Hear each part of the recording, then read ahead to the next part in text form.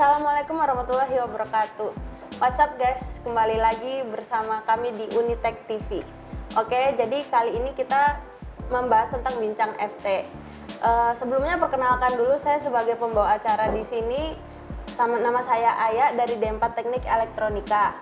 Kemudian kalian pasti pada penasaran dong pembicara kita kali ini siapa? Oke, kepada Mas Fikri, waktu dan tempat untuk memperkenalkan diri, dipersilahkan. Terima kasih Aya atas waktunya. Ya, perkenalkan teman-teman semua, nama saya Muhammad Fikri Maulana, biasa dipanggil Fikri, dari jurusan Pendidikan Teknik Boga Angkatan 2017. Nah, kebetulan nih Mbak Aya, tahun ini saya diamanahi menjadi Ketua BMFT UNY tahun 2020, seperti itu. Mantep mungkin banget guys. Gitu ya? Ternyata pembicara kita kali ini BMFT. Oke, kalian pasti udah pada penasaran kan? Oke, jadi Mas, di sini kan karena kita temanya itu kuliah daring, untung atau buntung. Sebelumnya saya mau cerita dulu nih ya Mas. Boleh. Kan selama kuliah online tuh ya, itu tuh banyak banget kan tugas, habis itu pokoknya bertumpuk-tumpuk lah. Nah, kalau dari Masnya tuh selama kuliah daring itu tuh kesan-pesannya di Mas tuh gimana? Kayak mungkin ada kendala atau bagaimana? Oke, terima kasih. Kalau dari saya itu jujur ketika mengalami kuliah daring ya, itu pasti ada plus minusnya gitu ya. Ada plus minusnya, ada senangnya, ada susahnya. Senangnya apa? Senangnya kita bisa kuliah di mana aja gitu kan. Tapi minusnya adalah kita jadi buka HP terus gitu kan. Terus minus di kesehatan juga pasti ada, pasti dapat. Apalagi kalau yang mungkin punya kendala mata minus gitu kan. Nah, terus kemudian selain itu juga susahnya itu ketika sinyalnya susah gitu. Oh iya. Dulu kan ini ya. Ketika kuliah daring pertama itu semester kemarin itu saya di rumah dan kebetulan di rumah itu emang sinyalnya susah. Jadi harus naik ke atap genteng gitu buat nyari sinyal kayak gitu. Terasa menjadi kayak ninja gitu ya. Terus kan nih, hambatan tiap mahasiswa kan beda-beda ya, tapi itu 85% survei saya tuh pasti tiap mahasiswa tuh berkendala di internet. Nah, kalau menurut Masnya tuh mungkin Masnya tuh lebih pengalaman lihat-lihat gitu kendala hambatan dalam kuliah daring tuh selain internet mungkin ada lagi. Terus kira-kira solusinya itu apa ya? Kalau solusinya yang jelas adalah yang pertama, kalau terkait internet ya, internet itu pasti dari subsidi atau mungkin harus ada tunjangan lah dari kampus terutama ya buat internet itu sendiri.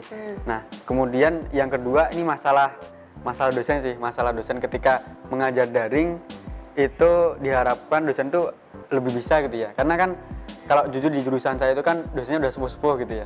Udah sepuh-sepuh dan kebetulan kemarin ketika kuliah daring yang pertama, yang semester kemarin, itu nggak banyak dosen yang bisa melakukan kuliah daring atau Vidcon atau pakai Gmeet atau Google Meet atau pakai Zoom seperti itu. Jadi lebih ke pakai WhatsApp group atau pakai Basemat seperti itu. Terus ya Mas, kalau misalkannya dikasih pilihan nih, kuliah daring atau tatap muka? Kalau dari Masnya gimana? Kalau dari saya sih mending tatap muka sih ya, soalnya kan ketemu banyak teman-teman gitu. Kalau dari Masnya? Kalau dari saya sih lebih enak tatap muka ya. Tatap muka karena yang pertama kita tahu wujudnya gitu ya. Secara penampakan kita tahu kalau ada kuliah seperti itu gitu kan. Itu yang pertama secara visual. Kemudian yang kedua secara materi. Karena kan banyak orang yang lebih bisa menyerap informasi atau ilmu itu ketika pas di kelas, ketika dia melihat dosen berbicara, ketika dia melihat teman-temannya berdiskusi kayak gitu. Nah, itu yang jadi mungkin daya tarik saya untuk lebih memilih kuliah offline kayak gitu dan lebih enak ngatur jadwalnya kayak gitu sih. Kalau online kan nanti kita ini ya, jadi kadang bisa nabrak-nabrak agenda yang lain kayak gitu. Terus kan kita nih sebagai anak FT kan pasti tuh rata-rata kebanyakan mata kuliah kita tuh praktikum. Nah, praktikum itu kan kalau misalkan kita tatap muka itu mesti tuh kita lebih gampang melaksanakannya kan. Nah, sementara kalau online begini kan ada kendala di sinyal, jadi kayak suka zut gitu kan ngomongnya dosennya. Nah, terus juga kan ini juga pergantian semester kan. menurut Mas nih dosen tuh udah dalam menyampaikan materi tuh udah sesuai nggak dengan keadaan yang sekarang gitu? Berbicara tentang praktikum ya. Iya. Kalau tentang praktikum, saya rasa setiap jurusan punya sistemnya masing-masing, punya anunya beda-beda lah. Kalau di jurusan saya, karena kebetulan saya juga anak boga. Iya. Nah, kalau yang kemarin saya rasakan ketika kuliah daring itu hanya berupa tugas untuk membuat masakan apa kayak gitu. Nanti diminta untuk beli bahan sendiri, pakai uang sendiri, terus nyari bahan sendiri kayak gitu kan. Sedangkan biasanya kalau offline tuh kita pakai dana dari kampus, maksudnya udah disediain bahan gitu, udah ada bahan. Nah, kalau di jurusan lain, kemarin saya sempat tanya-tanya juga sama beberapa anak di mesin, ada di sipil ada. Kalau di mesin itu yang semester ini yang angkatan semester 5. Semester 5 itu yang kan PI ya. PI. Nah, praktek industri. Praktek industri. Nah, terus ada juga mereka yang pakainya cuman software aja. Jadi yang praktek-praktek berupa desain-desain kayak gitu. Nah, kalau yang apa namanya? Yang secara di bengkel kayak gitu, itu berupa materi yang saya dapat dari informasi saya seperti itu. Kalau dari mesin. Terus beberapa juga ada yang kalau di sipil itu ngelas ya, suruh ngelas itu pakai alat sendiri gitu. Suruh beli sendiri kayak gitu katanya. Ya kan kalau dipikir-pikir kan kalau kayak boga itu kan banyak ya kebutuhannya buat bahan-bahan, terus habis itu alat-alatnya juga kan. Terus sipil, masa ya beli bata, beli semen, ngeduk semen di rumah kan gitu Mas. gitu ya. Terus juga kan yang elektronika, masa ya nyeter-nyeterin kabel rumah, ntar kalau misalkan yang rusak satu perumahan gimana coba?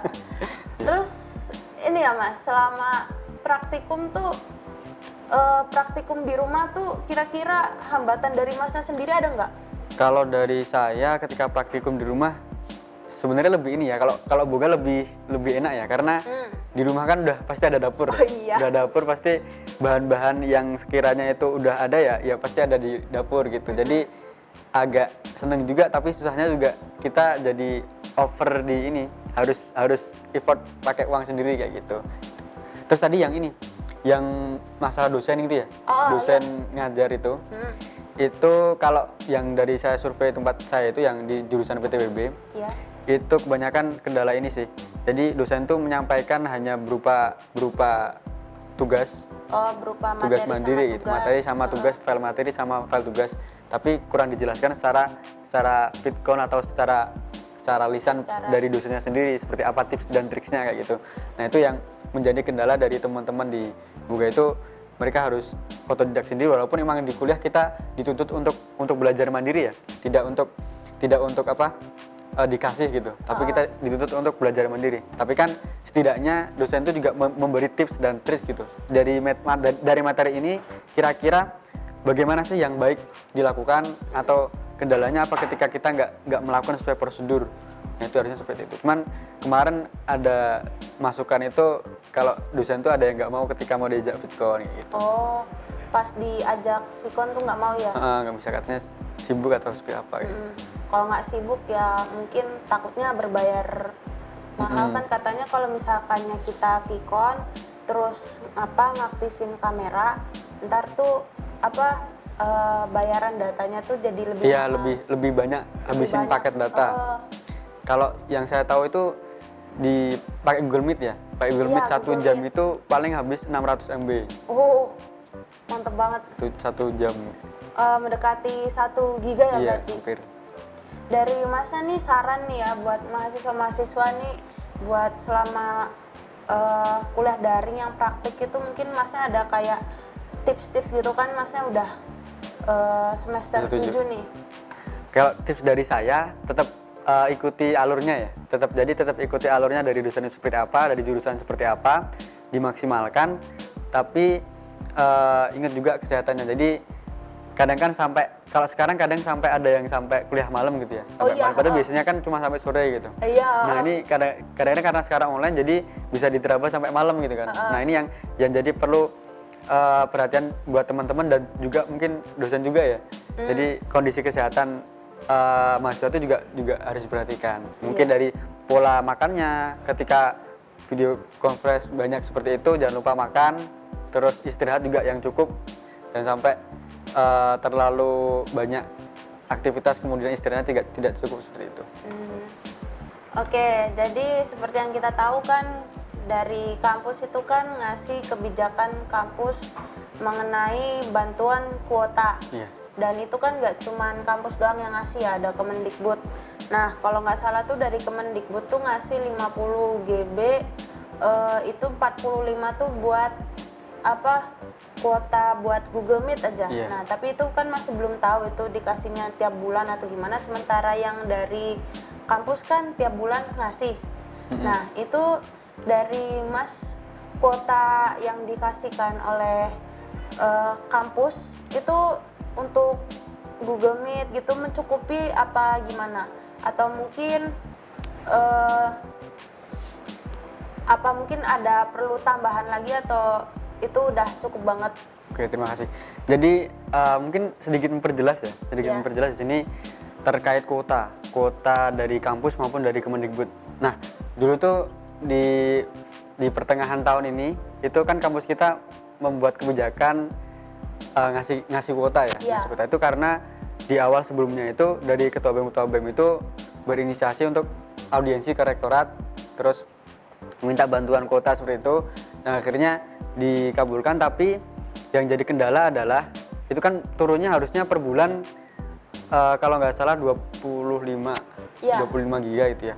Mungkin ada yang cuma dapat 15 giga atau cuma dapat 20 giga kayak gitu. Nah, terus kemudian di tengah-tengah proses itu ada surat Kemendikbud yang mana itu mengeluarkan kebijakan bahwasanya Kemendikbud akan membantu mahasiswa dan dosen gitu ya. Iya. Berupa bantuan kuota. Nah, yang jadi kendala adalah ketika saat itu pihak rektorat itu jadi kayak menyetop yang dari kuota kampus karena udah ada kuota dari Kemendikbud gitu. Karena kan sama-sama memakai anggaran negara gitu. Iya. Jadi kan nggak boleh double kalau memakai anggaran negara. Nah, terus akhirnya sekarang yang Kemendikbud turun, mungkin beberapa ada yang sudah dapat gitu. Karena yang saya tahu pun dari beberapa fakultas juga udah ada yang dapat, tapi kebanyakan emang belum dapat.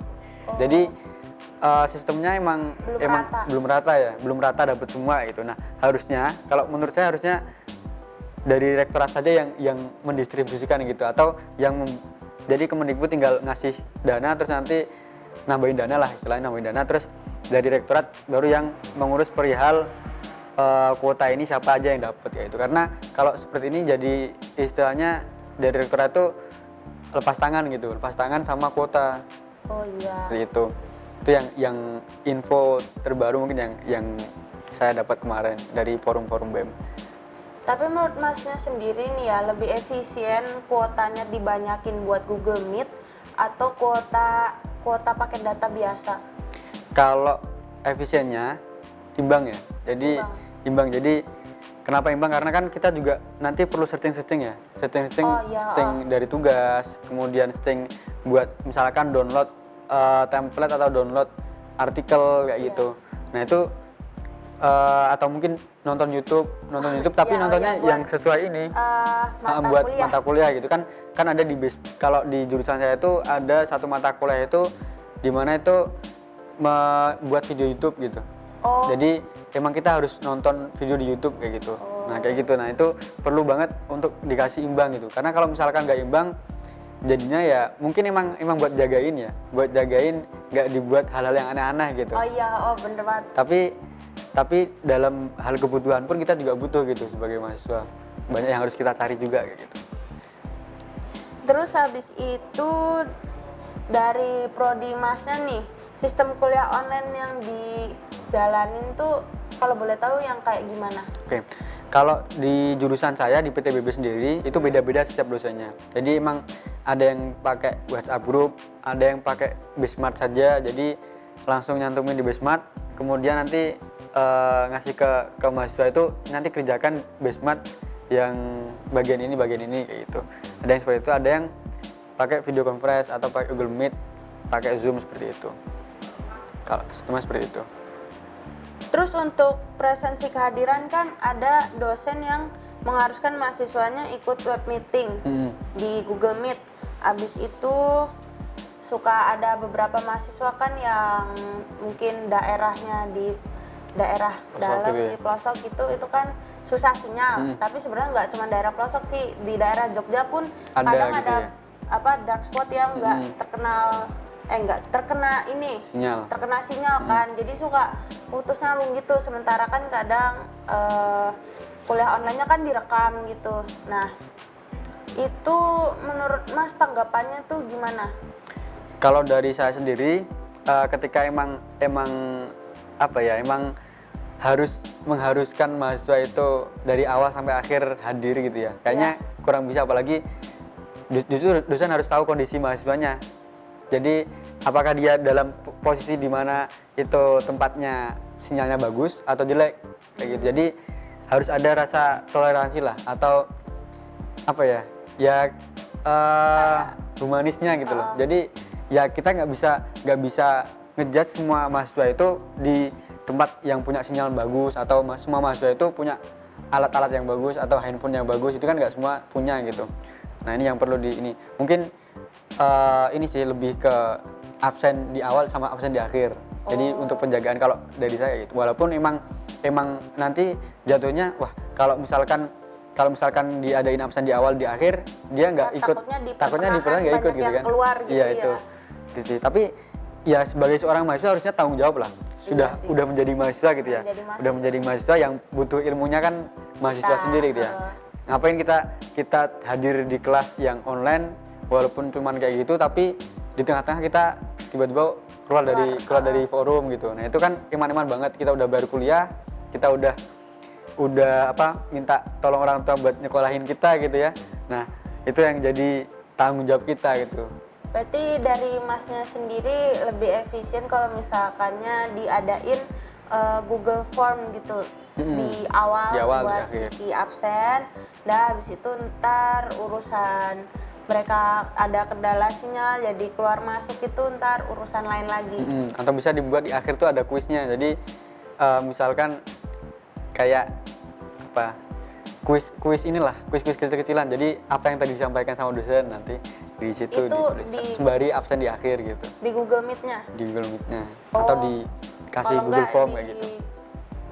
Di grup-grupan. Terus habis itu ya untuk kuliah tugas-tugas selama kuliah daring. Kan ada perbedaan nih selama kuliah offline sama kuliah online. Nah, kan sebenarnya maksudnya dosen ngasih tugas selama daring kan baik. Maksudnya biar mereka lebih banyak baca-baca, mencari, belajar gitu kan, belajar mandiri. Tapi dari kitanya kayak kesannya banyak banget sampai mungkin pada frustasi gitu, kayak oh my god, overthinking gitu ya Mas. Okay. Nah, sebenarnya tuh tugas-tugasnya tuh dari Mas tuh dampaknya tuh gimana gitu loh Mas? Kalau saya rasa ketika tugas di offline sama online tuh kayaknya sama aja deh. Jadi emang kalau yang saya rasakan dulu ketika offline itu setiap hari pun ada tugas gitu. Setiap hari pun ada tugas, satu matkul ada tugas, jaraknya cuman seminggu kayak gitu. Nah itu sekarang pun juga sama, mungkin yang dirasakan juga seperti itu. Tapi bedanya adalah kalau dulu kan kita jadi bisa ketemu, bisa ngobrol sama temen, jadi bisa diskusi dulu gitu kan habis kelas selesai. Nah kalau sekarang kan kita jadi kayak bener-bener mandiri gitu ya, bener-bener mandiri, terus nyari info-info sendiri, nyari materi sendiri, gimana ini buat menyelesaikan tugas ini kayak gitu. Nah, seperti mungkin yang jadi beban di situ sih. Kalau yang saya kemarin survei itu tadi, jadi mungkin ada dosen yang kurang mengajarkan terlebih dahulu, ngasih tips and trick kayak gitu ya. Nah, jadi ketika mereka mengerjakan tugas itu bingung atau mungkin susah ngerjainnya gitu. Kemudian ada juga tuh yang mata kuliah statistik, itu kan harus ngitung-ngitung ya.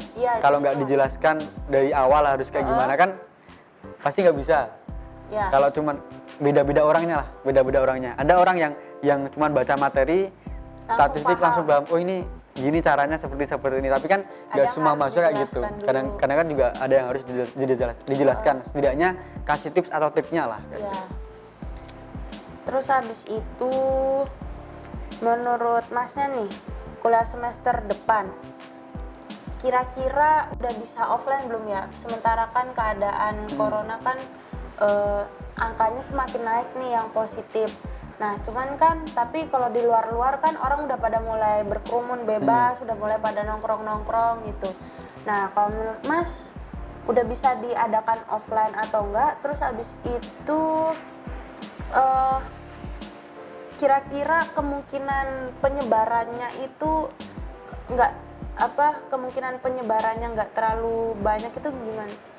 Ini sih, jadi kalau yang saya tahu ya, itu kan kemarin kita sempat dapat kebijakan dari rektorat itu untuk kuliah daring sampai bulan September. Iya. Nah, ternyata ketika sampai bulan September dimajuin lagi sampai akhir tahun gitu, sampai November awalnya ke November, terus sekarang kan sampai Desember gitu ya, sampai selesai satu semester ini kayak gitu. Nah, kita lihat dari kebijakan pemerintah sekarang gitu ya, mungkin hanya beberapa kota besar yang menerapkan protokol kesehatan secara benar-benar protokol gitu ya. Nah, kebanyakan tuh udah biarinlah karena apa, karena perhatian pemerintah itu hanya mungkin suruh pakai masker, suruh ini, tapi kan kebutuhan masyarakat kan bukan itu. Mereka butuh pangan, butuh ini kan yang kita butuhkan sekarang kan kebanyakan kan ini ya, uang atau mungkin sembako atau apa yang bisa buat meneruskan hidup gitu loh. Oh iya, paham. Jadi kalau mungkin teman-teman pernah lihat juga Dokter Tirta itu pernah bilang kan juga kalau misalkan yang dibutuhkan rakyat itu kan nggak cuma masker, tapi kebutuhan pangan juga gitu. Gimana mereka mau makan, gimana mereka mau pakai masker kalau mereka nyari makan aja susah gitu. Itu yang perlu pemerintah perhatikan seperti itu harusnya. Terus kan buat praktikum juga kan kita kan pasti haruslah yang namanya deket-deketan kan. Buat ya kalau misalkannya di saya elektronika kan listrik tuh harus ini gimana nyolder nih gitu. Nyoldernya gimana gitu kan. Kalau misalkannya dari jauh, itu gimana itu ya masa begitu kan ya, kan aneh banget kan. Kalau kuliah offline kemungkinan tahun depan itu mungkin bisa diadakan, kemungkinan. Tapi kita lihat sekarang Indonesia tuh udah di peringkat 1 Asia kalau nggak salah. Kemarin saya dapat info dari temen itu udah ngelewatin mana itu, Vietnam apa mana gitu yang udah sampai 1000-an lebih gitu. Mantep banget ya berarti. 1000-an lebih gitu kan. Nah itu emang apa ya? Karena mungkin efek kemarin juga ya, pemerintah ngadain tiba-tiba ngesahin RUU Omnibus Law jadinya pada demo, terus habis itu pada demo penyebarannya tambah banyak lagi. Itu pun nggak dites gitu.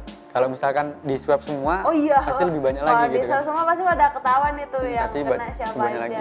Kan kita nggak tahu OTG orang tanpa gejala kan, yang sebenarnya kan kita nggak tahu. Nah terus berarti itu dari saran dari Masnya kira-kira gimana? Mending teorinya online, praktikumnya offline, karena kan kita kan ke depannya juga tetap harus ini kan paham alat-alat prakteknya kan. Kalau dari saya lebih baik kita adakan online dulu ya. Jadi maksimalkan materi materi online dulu. Tapi nanti praktikumnya nanti ketika di semester berikutnya. Sampai semester depannya juga menurut Mas masih online? Kemungkinan sih kalau offline bisa, tapi mungkin gantian ya. Kalau sekarang itu di SMK itu udah mulai ada praktikum, tapi gantian-gantian. Jadi satu kelas dibagi 2 rombel gitu. Dibagi dua sesi gitu kan untuk praktikum gantian. Hari ini kelas mana, hari ini kelas mana. Tapi kan itu kan sekolah ya, karena cuma lingkupnya cuma sedikit, cuma beberapa kelas aja. Jadi bisa diatur lah. Kalau di sini kan kita mungkin banyak yang gantian. Kalau di PTB itu kan dapurnya cuma ada 3 dapurnya. Nah, jadi kalau mau gantian sama semuanya di jadwal seminggu itu pasti full banget, padat gitu. Itu aja pasti ada yang tabrakan kayak gitu. Jadi bisa sih kalau misalkan harus ganti-gantian mungkin bisa dibuat jadwalnya seperti itu. Oh ya, oke. Makasih Mas atas saran itunya. Oke, jadi Mas tadi kan kita udah ngebahas tentang kuliah daring, abis itu masalah dalam organisasi, terus juga ini kebijakan kampus kan. Nah, kalau dari Mas Fikri nih saran buat mahasiswa FT nih, kira-kira ada yang bisa disampaikan? Ada. Oke, jadi untuk seluruh mahasiswa Fakultas Teknik dimanapun kalian berada, yang perlu kita pahami di sini adalah dalam sebuah kehidupan merupakan proses pembelajaran gitu ya. Dari kita lahir sampai kita meninggal nanti itu merupakan proses pembelajaran. Dan dalam proses pembelajaran ini yang perlu kita kuatkan adalah bagaimana kita melalui proses itu, bukan bagaimana kita mendapatkan hasilnya. Karena kebahagiaan akan tercapai ketika kita berhasil menempuh prosesnya, bukan mendapatkan hasilnya.